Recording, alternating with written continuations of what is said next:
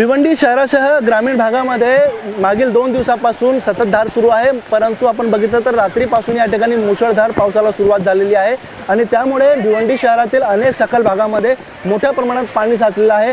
आपण उभे आहोत भिवंडी शहरातील भाजी मार्केट या परिसरामध्ये आणि या ठिकाणी आपण जर बघितलं तर 2 ते 3 फुटांपर्यंत पाणी साचलेलं आहे।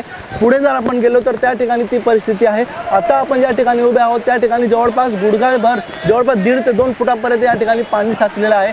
परिस्थिती अतिशय बिकट आहे, कारण या भागामध्ये जवळपास शेकडो दुकानं जी आहेत ती पाण्याखाली गेलेली आहेत आणि अनेक भाजी विक्रेते जे आहेत त्यांची भाज्या या ठिकाणी वाहून गेलेल्या आहेत। आपण बघू शकतो अनेक भाजी विक्रेते जे आहेत ते या ठिकाणी कशा पद्धतीनं आपलं भाजी वाचवण्याचा प्रयत्न करीत आहेत आणि अनेक जण या पाण्यातून मार्ग काढत घरी जाण्याचा देखील प्रयत्न करताना दिसत आहेत। आपण बघू शकतो ही संपूर्ण परिस्थिती ज्या पद्धतीने हा पूर्ण भाजी मार्केट जो परिसर आहे तो अक्षरशः या ठिकाणी पाण्याखाली बुडालेला आहे।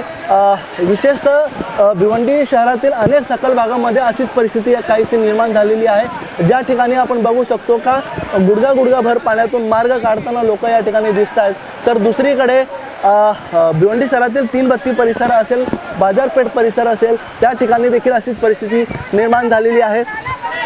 दुसरीकडे आपण जर पाहिलं तर अनेक नागरिक जे आहेत ते संतप्त देखील आहेत, कारण त्यांच्या प्रतिक्रिया आहेत का महानगरपालिकेने ज्या पद्धतीने नालेसफाई करायला पाहिजे होती ती या ठिकाणी केलेली नाही आहे। त्यामुळे या ठिकाणी दरवर्षी अशीच काहीतरी चित्र या ठिकाणी निर्माण होतो।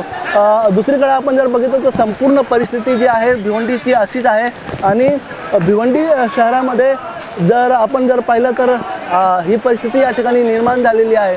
त्यामुळे पावसाचा जोर जर या ठिकाणी कायम राहिला तर या ठिकाणी परिस्थिती अजूनही या ठिकाणी बिकट होण्याची दाट शक्यता आहे। अनेक घरं आणि दुकानांमध्ये देखील पाणी शिरण्याची दाट शक्यता आहे।